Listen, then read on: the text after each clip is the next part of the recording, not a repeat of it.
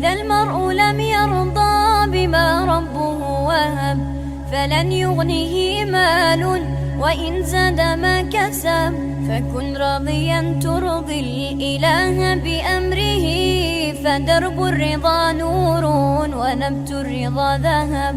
وكن راضيا لا تسخطن لشدة، كما الشوك لا يعطي الرحيق ولا العنب. وإحسان ظن في الإله وشكره، فتلك معاني الخير خط بها الأدب.